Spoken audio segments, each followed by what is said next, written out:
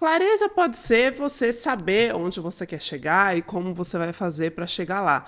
Mas clareza também pode ser você ter consciência de quem você é e por que você pensa do jeito que você pensa e por que você se comporta do jeito como você se comporta. 95% do tempo, a gente está agindo em piloto automático, em base a uma programação neurológica cheia de comandos, aprendizados, associações, crenças e padrões que estão tão internalizados na gente que a gente não precisa nem pensar para agir, sentir ou até pensar de uma certa maneira. Essa programação ela é herdada geneticamente dos nossos pais e também aprendida com o que a gente testemunhou, principalmente do 0 aos 7 anos, dos nossos principais cuidadores, que podem ser nossos pais ou as pessoas com quem a gente mais convivia nessa primeira infância. No curso Como Reprogramar, eu falo um pouco mais em detalhes sobre essa programação, mas o que você precisa saber agora é que você é resultado das experiências que você teve na sua primeira infância. Por que quando você está andando na rua e alguém te pergunta onde fica o metrô mais próximo, você pode tranquilamente pensar na resposta e dar orientação para a pessoa, mas se numa reunião de trabalho o seu chefe te questiona na frente de todo mundo sobre a data da entrega do relatório, você começa a suar frio, seu coração começa a bater mais forte e você tem uma reação diferente. Porque a pessoa pedindo direção na rua, ela não te remete a nada da sua programação inconsciente. Mas o questionamento do seu chefe, sim. Ele faz o seu sistema nervoso se lembrar de alguma situação parecida que você viveu no passado, que fez você sentir muita vergonha ou culpa, e ele está reagindo hoje do mesmo jeito que ele reagiu lá no seu passado. O curioso é que isso acontece em fração de segundos e não é nada racional, porque racionalmente você sabe que é normal um chefe questionar sobre a entrega de um relatório, mas visceralmente, de acordo com as suas memórias implícitas, o seu sistema nervoso reage como se você estivesse sendo envergonhado ou culpado tudo de novo.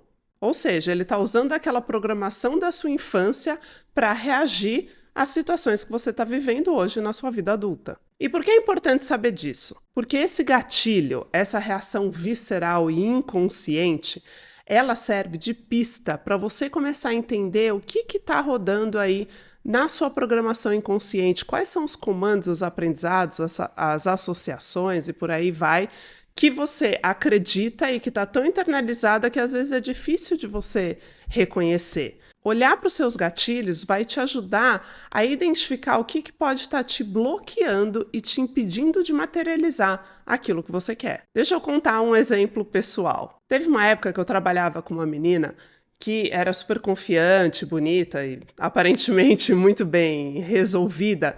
E a gente apresentava treinamentos juntas, né? A gente se dava muito bem, os nossos treinamentos eram fantásticos. Além disso, a gente acabou ficando muito amiga, a gente era muito próximas. E aí teve um dia que no final de um dos treinamentos, um gerente de vendas veio até mim me dar um feedback. E aí ele me falou que era muito nítido que eu era a cabeça por trás daquela dupla, que eu era a pessoa que estruturava os conteúdos, que eu era a pessoa que organizava os treinamentos e que eu que estava fazendo tudo aquilo acontecer. Mas ela era a pessoa da performance, ela era muito mais cativante, ela falava muito bem, ela era muito extrovertida. E aí ele falou que se amanhã tivesse uma vaga para uma possível promoção, que ele acha que ela seria escolhida e não eu, porque eu não sabia me projetar, me comunicar e me vender tão bem quanto ela. Isso aconteceu há 20 anos atrás, mas eu lembro como se fosse ontem, porque eu tive um gatilho tão visceral, eu me senti tão mal, foi como se alguém tivesse enfiado, não sei, uma faca na boca do meu estômago.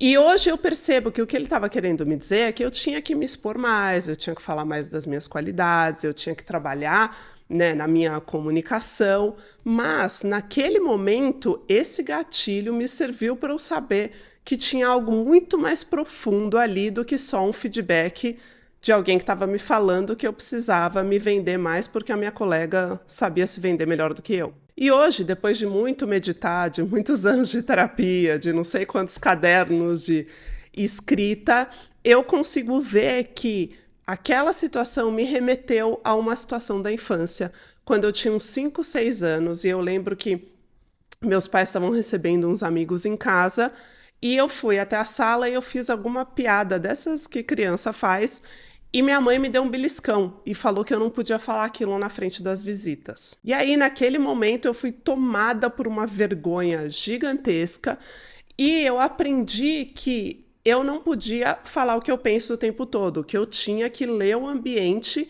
e falar só coisas que fossem apropriadas àquele momento. E o que isso tem a ver com o que eu quero materializar hoje? Bom, eu tô aqui gravando um vídeo sobre uma metodologia que eu criei, tentando te convencer de que ela pode ajudar na sua vida. Ou seja, eu jamais conseguiria estar aqui fazendo isso se eu não tivesse já começado a desbloquear essa crença.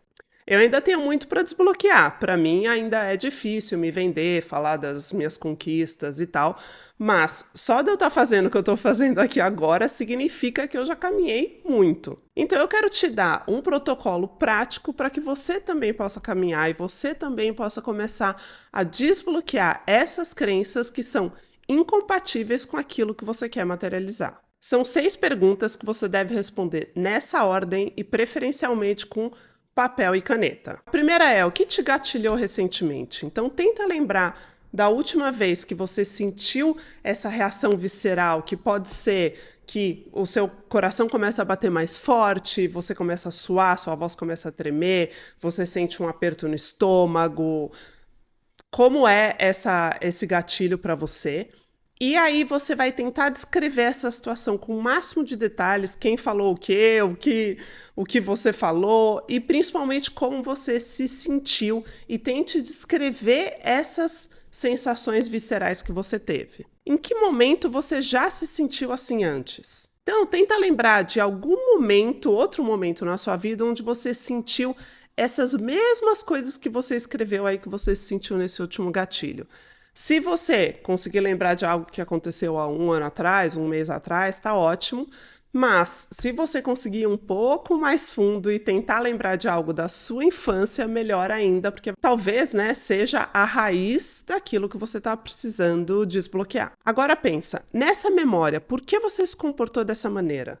Você estava, de repente, buscando atenção ou amor dos seus pais, principais cuidadores, ou quem quer que estivesse ali nessa memória? E qual que foi a reação deles?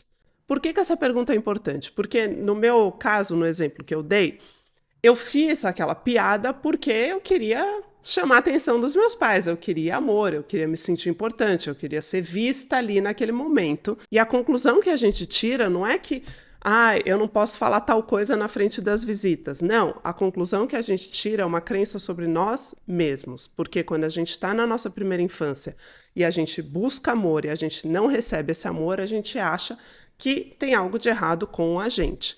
E nesse momento que eu internalizei é que eu não podia falar o que eu pensava e que eu não podia ser eu mesma, eu não podia ser autêntica. Eu tinha sempre que me comportar de acordo com a expectativa dos outros. Hoje, isso é um mega bloqueio na minha vida, porque eu quero divulgar a minha metodologia, uma coisa que eu criei. Então, eu tenho que começar, e já estou nesse processo faz tempo, mas eu tenho que continuar desbloqueando para que eu possa cada vez mais me expressar, me expor e falar de mim mesma. Então, a próxima pergunta seria: o que essa experiência fez você acreditar sobre si mesmo? Depois, como essa crença pode, então, estar bloqueando a sua materialização? No exemplo que eu dei, essa é uma crença que hoje é incompatível com aquilo que eu quero materializar. Se o que eu quisesse materializar é, não sei, ser programadora de computador, ficar atrás do computador o tempo todo, só criando, sem me comunicar com ninguém. Essa crença não seria um bloqueio, mas hoje ela é um bloqueio para mim. Então, por que essa memória que veio à tona pode estar te bloqueando e te impedindo de materializar aquilo que você quer? E a última pergunta é: o que você pode fazer hoje com os recursos que você tem do lugar onde você está, para você ter provas, evidências para você mesmo de que isso é só uma crença, não é uma verdade. No meu caso, eu tento, e é um esforço que eu faço, de falar o que eu penso. Então eu vou lá, eu posto um vídeo falando o que eu penso, E aí depois vem aquela criança interior ativada, fica morrendo de medo, mas aí nada acontece. E aí eu tenho uma prova de que, então aquela vez que eu falei o que eu pensava e eu fui repreendida, ficou no passado. Isso é só uma crença. Não é a verdade, porque hoje, quando eu falo o que eu penso, eu não sou repreendida. Mas, às vezes, quando eu falo o que eu penso e alguém discorda de mim, alguém me fala alguma coisa, ainda sinto aquela reação visceral que ainda está lá registrada no meu sistema nervoso. Mas aos poucos eu vou equilibrando essa crença de que eu não posso me expor, eu não posso falar o que eu penso, com uma nova crença de que sim, eu posso me expor e eu posso falar o que eu penso. O objetivo dessas perguntas é que você comece a agir de um jeito diferente para mostrar para o seu cérebro que aquela programação automática já não te serve mais.